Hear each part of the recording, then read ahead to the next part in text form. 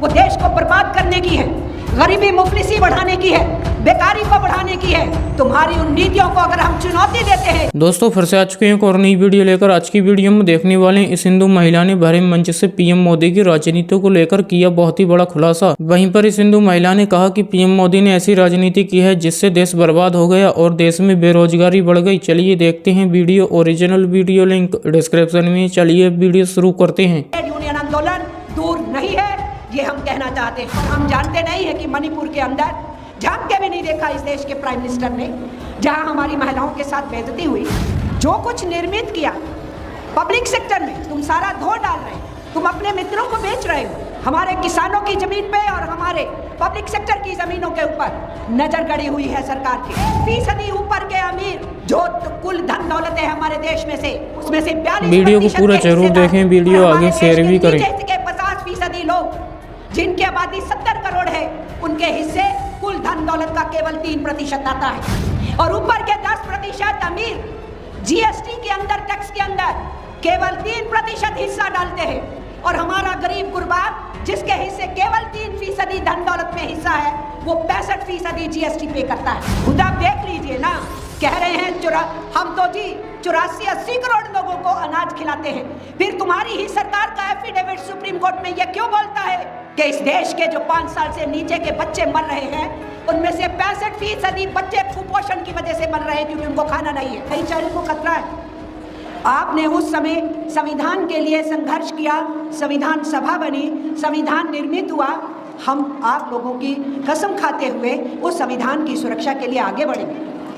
हिंदुस्तान के आज़ाद होने के बाद हमारे श्रमिकों ने जो इस देश में बनाया, हमारे किसानों ने जो इस देश में बनाया, उस सब के ऊपर आज खतरा है।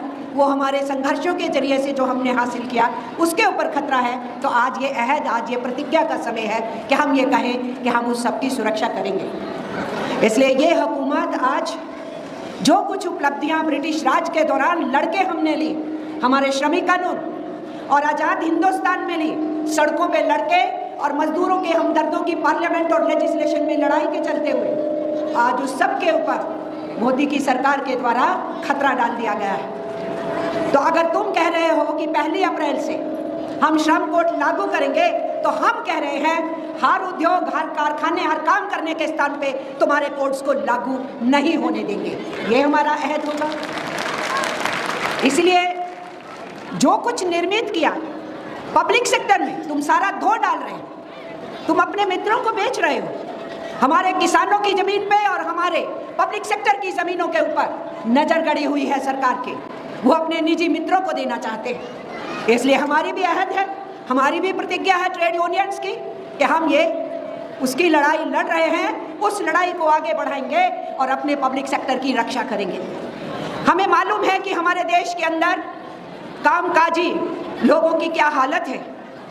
वेतन का यहाँ जिक्र हुआ और आज के अखबार में दिल्ली में, राजधानी के अंदर एक मजदूर ने अपने ठेका मालिक से अपनी मजदूरी मांग ली कि कितने दिन हो गए मुझे दे नहीं रहे, उसको पीट पीट के मार दिया गया। हमारा मजदूर काम के स्थानों पे सुरक्षित नहीं है। आज ही के अखबार में तस्वीर है, जैसे हम स्काई लारा की खदानों में फंसे हुए 43 मजदूरों की जिंदगी की कामना कर रहे थे। हमारे जो होल माइनर्स थे, उन्होंने जाकर के रैट माइनर्स ने उनको निकाला था। अभी हम देख रहे हैं कि तेलंगाना में मजदूर खदान में उसमें फंसे हुए हैं, टनल बनाने के उस प्रोसेस में। तो काम के स्थान पे सुरक्षा नहीं है, वेतन मिलता नहीं है, वेतन की मांग करो तो पिटाई होती है, और तो और ट्रेड यूनियन लीडर्स लड़ाई लड़े तो उनके ऊपर केस होते हैं और उनको जेल दिखाई जाती है। इस सारी बैकग्राउंड में हम ये भी जानते हैं कि हमारी महिलाओं के ऊपर जुल्म बढ़े। अब और हम जानते नहीं है कि मणिपुर के अंदर झांक के भी नहीं देखा इस देश के प्राइम मिनिस्टर ने, जहां हमारी महिलाओं के साथ बेइज्जती हुई। आप जो पूरे प्रदेशों से यहाँ आए हो, आप जानते हो कि हम सेंट्रल ट्रेड यूनियंस ने AICCTU समेत वो जो पहलवान बच्चियां बैठी थी जंतर मंतर के ऊपर, उसका समर्थन करने हम पहुंचे थे। नई पार्लियामेंट का उद्घाटन होता है और जो उनके ऊपर अताताई है वो पार्लियामेंट के अंदर है और उन बच्चियों को सड़कों के ऊपर घसीटा गया।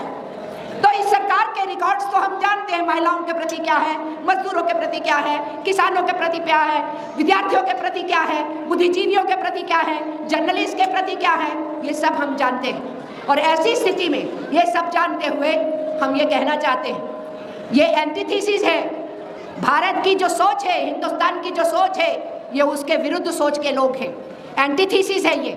और इसलिए देश की प्रगति जितनी हुई है उसको रोल बैक करना चाहते हैं। मैं आखिर में यही कहना चाहती हूँ साथियों, स्थिति बहुत भयावह है।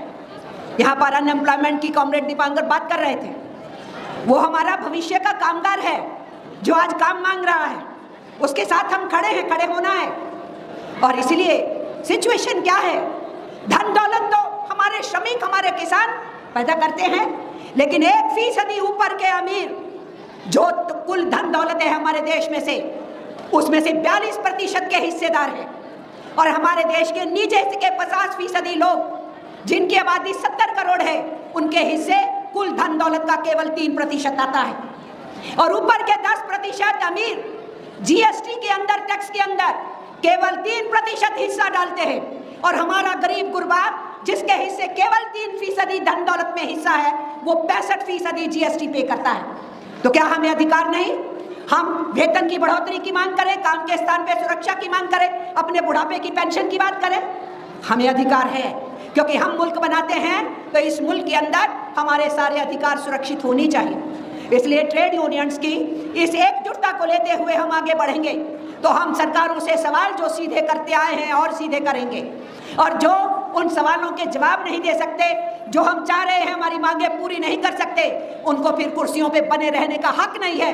ये ट्रेड यूनियन आंदोलन को अधिकार है कहने का, और हम इसको कहेंगे। कोई अगर ये कहे ये राजनीति है, तुम जो राजनीति थोप रहे हो वो देश को बर्बाद करने की है, गरीबी मुफलिसी बढ़ाने की है, बेकारी को बढ़ाने की है।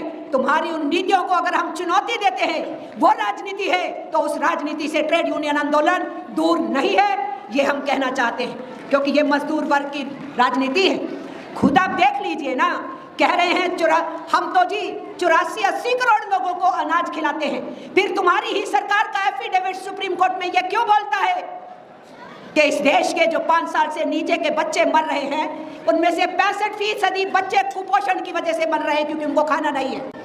आपकी सरकार का क्राइम ब्यूरो बताता है कितने रेप्स बढ़ गए हैं, और वही क्राइम ब्यूरो ये भी बताता है कि जो आत्महत्याएं कर रहे हैं, उन आत्महत्याओं को करने वालों में दिहाड़ीदार मजदूर हैं। 24-25% दिहाड़ीदार मजदूर है। तो क्या हालात है? केवल किसान नहीं आत्महत्या कर रहे, मजदूरों की भी आत्महत्याएं हो रही। ऐसी परिस्थिति में जब हर कमेरा वर्ग इस तरीके की हताशा के अंदर हो, तो ट्रेड यूनियन आंदोलन की जिम्मेदारी बन जाती है, जिस जिम्मेदारी को हमारी सेंट्रल ट्रेड यूनियंस का प्लेटफॉर्म निभाने में सक्षम है और आगे बढ़ रहा है। मैं AITUC की तरफ से आपके इस सम्मेलन की कामयाबी के लिए, सफलता के लिए बहुत बहुत शुभकामनाएं। चलिए वीडियो यहीं पर ख़त्म करते हैं। अगर आप भी ऐसी वीडियो देखना पसंद करते हैं तो हमारे चैनल को जरूर सब्सक्राइब करें, वीडियो लाइक करें, वीडियो को ज़्यादा से ज़्यादा शेयर करें। थैंक्स फॉर वॉचिंग, और अपनी राय कमेंट में ज़रूर दें।